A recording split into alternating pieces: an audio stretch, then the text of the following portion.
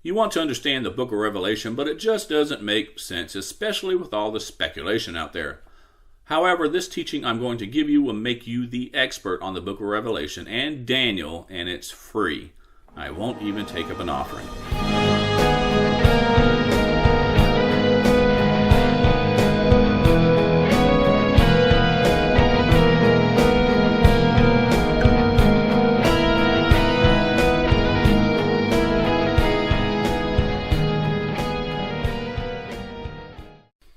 The problem today is that everyone thinks the book of Revelation occurs in the order of its chapters when the chapters are actually categories that must be put in order on a timeline.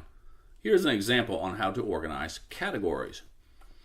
I stayed at Walt Disney World for a week. While I was there, I rode these roller coasters: Space Mountain, Thunder Mountain Railroad, The Seven Dwarfs, Slinky Dog, Barnstormer, Expedition Everest, Primeval World, Test Track, and the Rock and Roller.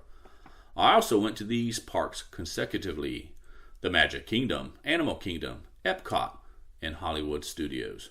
But I stayed at Fort Wilderness Campground. And I also ate at these dinner theaters: the Hoop-de-Doo Musical Review at Fort Wilderness, the Sci-Fi Dine-In Restaurant inside Hollywood Studios, and Disney's Spirit of Aloha at the Polynesian Village.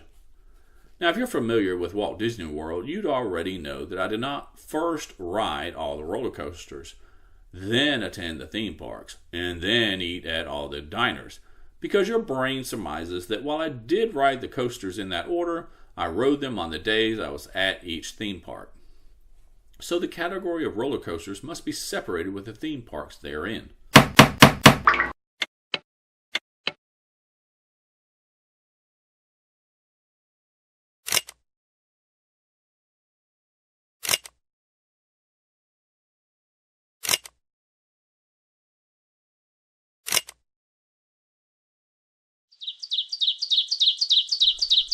To further assemble my Walt Disney World itinerary, you use the dinner theater category. Logic dictates that I ate at the Sci-Fi Dine-In Restaurant while I was at Hollywood Studios. This also means that I ate at Disney's Spirit of Aloha at the Polynesian Village the next day, and then logically concluding that I enjoyed the Hoop-de-Doo Musical Review at the Fort Wilderness Campground the evening I checked in, because checkout time on my 7th day is before dinner. Now you know what I did each day of my Disney World vacation. This simple same method can be used to organize the categories in the book of Revelation, such as the 7 trumpets, the 7 bowls, the 3 woes, and the events under the 7 seals of the scroll of Revelation that Christ opened almost 2,000 years ago.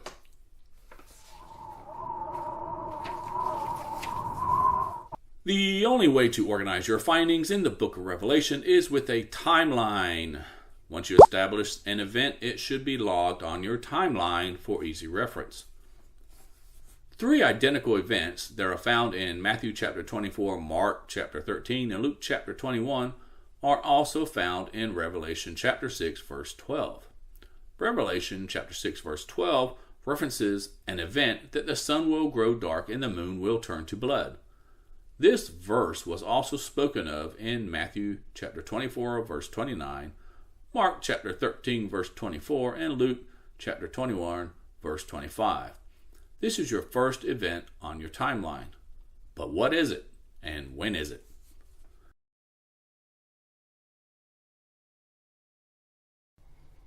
The first 4 seals used to create a 7-year tribulation match up with what Christ had told his disciples regarding their upcoming destruction of Jerusalem and the temple, which occurred in our past back in 70 AD. So, if there is not 7 years of tribulation coming for us, then what is the length on our timeline regarding the return of Christ, since the 7 years of trouble was for Jerusalem in 70 AD? And why does the sun growing dark and the moon turning to blood under the 6th seal sound like a nuclear aftermath? If you read, research, study, and become familiar with the books of Isaiah and Jeremiah, like you have become familiar with Walt Disney World, you will know that when God returns, it will be a day of vengeance on God's enemy, not his people, and a year of restoration for Jerusalem. God tells us in Isaiah 63 verse 4, Isaiah 61 verse 2, and Isaiah 34 verse 8, that's 3 times in one book, that when he returns it will be a day of vengeance and a year of restoration. While Isaiah chapters 60 through 66 greatly define God's year of restoration for Jerusalem when he returns, Jeremiah chapters 50 and 51 focus on how God destroys his enemy in one single day. This enemy of God in Jeremiah chapters 50 and 51 is defined as the whore of Babylon. God allows 10 kings of Babylon, now the Middle East, to destroy the whore within it. One of them, the Medes, now Iran, will launch their arrows and burn Kasdim, now Saudi Arabia, to the ground in one day. Today there is only one way to burn desert cities with arrows in one day, by using the meanest arrows you can get, nuclear missiles. All of Revelation chapter 18 defines the whore's destruction occurring in one day. More so 3 times in this chapter it says, in 1 hour. To sum it all up, when God returns, his day of vengeance begins by allowing a nuclear strike that burns 1/3 of the Middle East, causing the sun to grow dark and the moon to turn to blood. This massive loop of information from Matthew chapter 24, Mark chapter 13, Luke chapter 21, Revelation chapters 6 and 17, Isaiah and Jeremiah is confirmation resulting that our first singular point on our timeline is God's day of vengeance, when the whore of Babylon, that's now Saudi Arabia, is destroyed by one of the 10 kings, mainly Iran, in 1 hour. So jot that down on your timeline. And we also know that what follows is a year of God's blessing and restoration for Jerusalem, when our loving Savior opens the doors and invites anyone to come and receive. Revelation chapter 8 verse 12 declares that 1/3 of the sun, moon, and stars are darkened at the blowing of the 4th trumpet or shofar.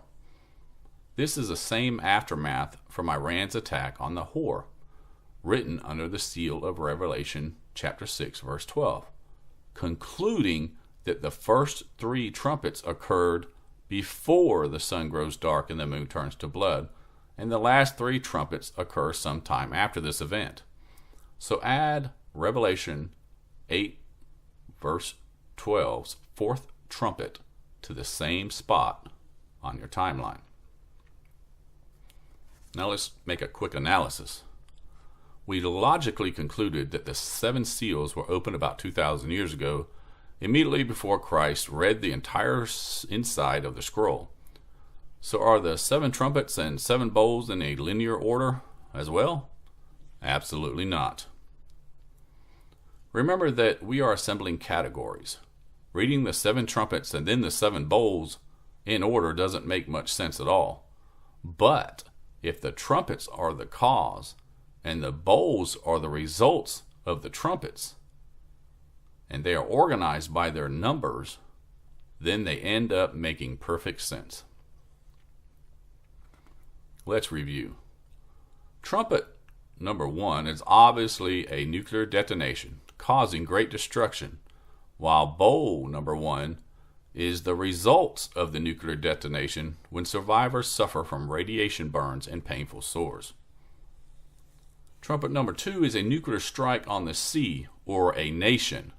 Now, this nation is, of course, Saudi Arabia, resulting in bowl number 2 when everything in the sea or nation dies. Trumpet number 3 is a biological warhead poisoning the water, resulting in bowl number 3's water turning to blood or poison. Now, if you view an intercontinental ballistic missile coming down, it looks like a burning torch.